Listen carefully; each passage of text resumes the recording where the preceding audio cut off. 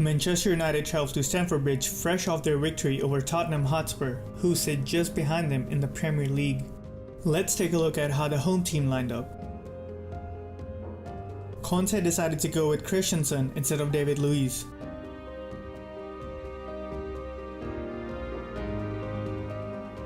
Let's take a look at how the away team lined up. United still have Pogba, Carrick and Ibrahimovic missing. Fellaini was able to make the bench for this game. Both teams started with 3 central midfielders. Each team's midfielders marked the opposition's midfielders. Both of the Chelsea wingbacks stayed very high upfield right from the start. Notice how high up both the wingbacks are. United also used their wingbacks to get upfield. Notice how Young stays in an advanced position.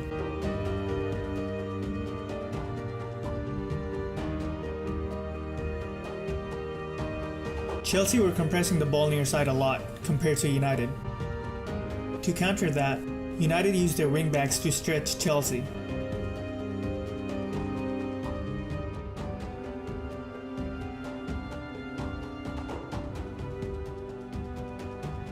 United decided to go with the 3-5-2, the formation they used against Tottenham the week before this match. One thing United weren't doing was using the wings like they did against Tottenham. We will get into that later. I explained United's formation in detail in my previous video, so I'm not going to go very deep and just do an overview. The 2 forwards meant that the opposition was often forced to make a move.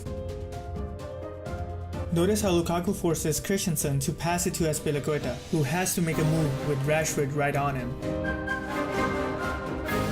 United pressed with high pressure all over the field.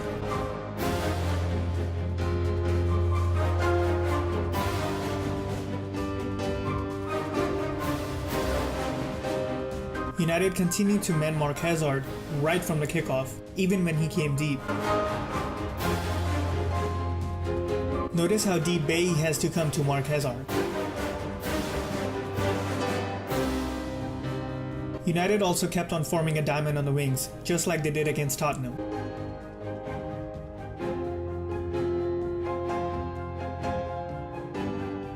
One forward came a little deep to help form a diamond. Meanwhile, the other forward became the sole center forward in the middle. These tactics allowed United to be in control of the first half for some time.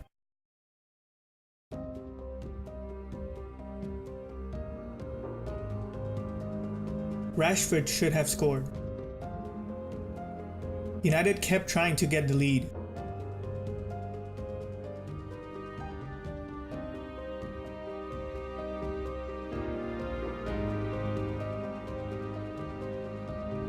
But gradually, Chelsea started to find their rhythm.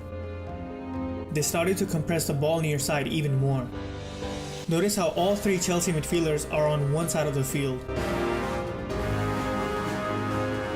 Fabregas was the key player for Chelsea when it came to attacks.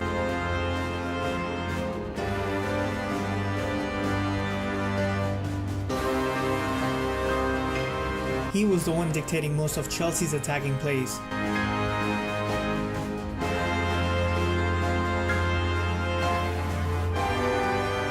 Morata pushed Jones from behind. Bakayoko started to make runs in behind United's defense.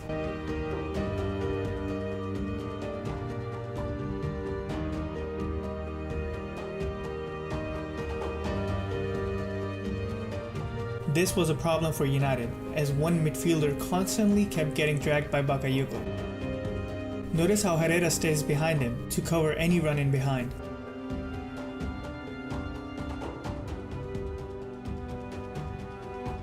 Morata also started coming deep, dragging along another United defender.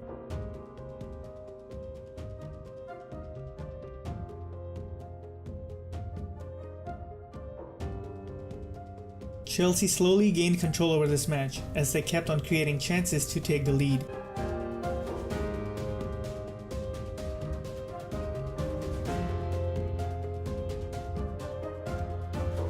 Bakayoko should have scored.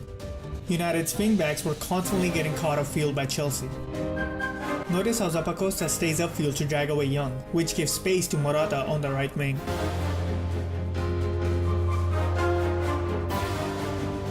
I have mentioned this in my previous video as well. Conte loves to use this tactic. Chelsea does this in almost every game. Azpilicueta gets space to run in the opposition's half, who then delivers a cross in the box where Morata is usually waiting to put it away. Notice how Azpilicueta has huge space in front of him.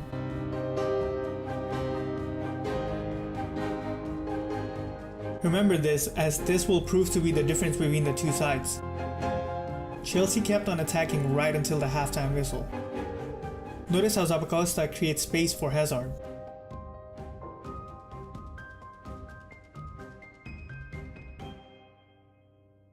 Chelsea definitely should have scored in the first half with all the chances they had.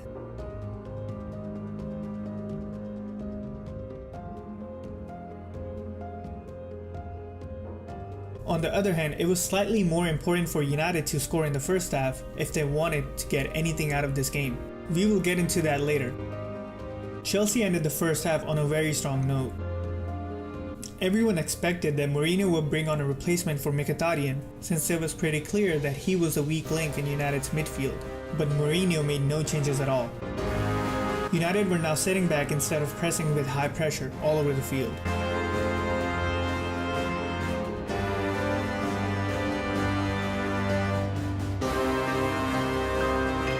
Bailly was still forced to come deep to mark Hazard.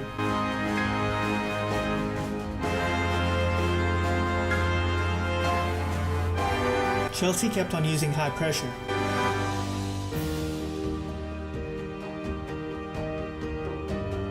The only difference for United was that they were now using the wings to get upfield, something they were not doing in the first half.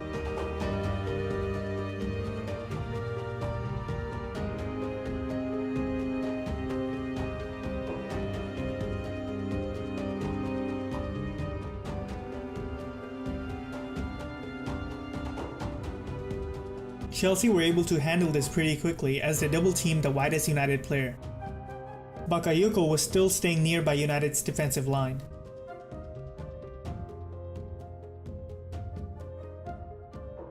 Forcing Herrera to stay back instead of being in the midfield. Chelsea kept on threatening De Gea's goal through Fabregas.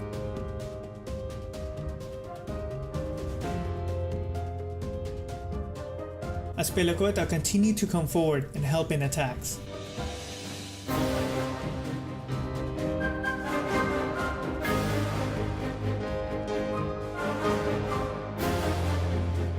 Eventually, remember the tactic that I was talking about that Chelsea loved to use? Bakayoko drags away Smalling to provide space for Morata. It was logical by Chelsea to sit back and defend their lead.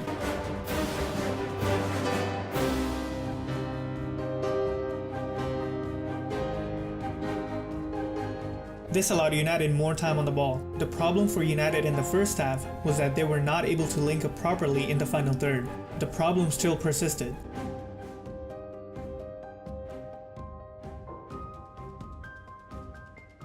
The forwards kept getting isolated in the final third.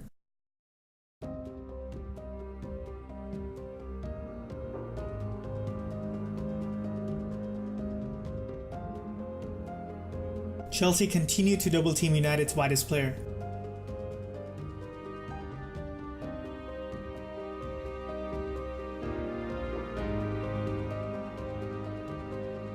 In the 62nd minute, Fellaini and Martial replaced Mkhitaryan and Jones, who was on a final warning having committed a couple of fouls after getting a yellow card. United then switched to a front three with Lukaku in the middle. It was clear that United were missing Pogba and Carrick, as Fellaini kept on making silly mistakes in the middle of the park.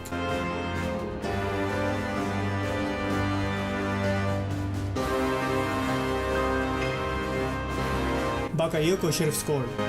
Chelsea were now reliant on counterattacks to get them anywhere near De Gea's goal.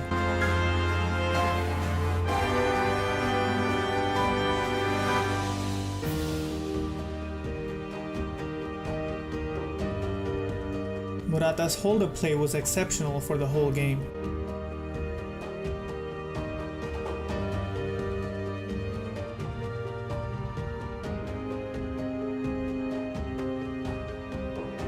the same cannot be said for Lukaku, as he was wasteful more than usual.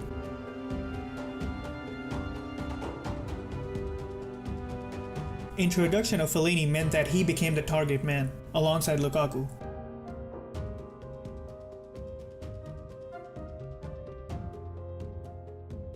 When United were able to get upfield, Fellaini and Lukaku went into the box and waited for a cross.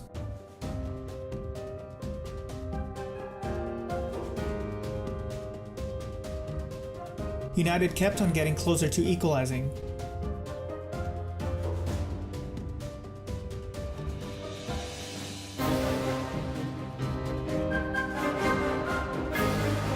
Chelsea were not done yet.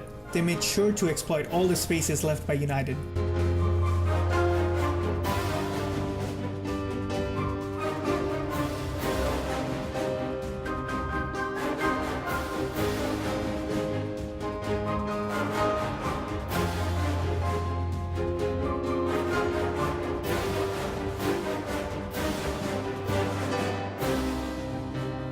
Towards the end of the game, United came extremely close to leveling the score.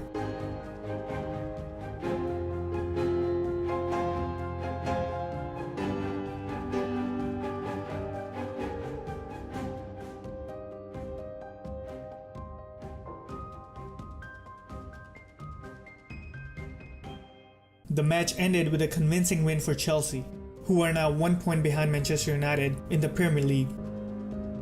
After the final whistle, Conte did something that enraged a lot of people. Conte celebrates and doesn't shake Mourinho's hands. Mourinho chose not to make a big deal out of this.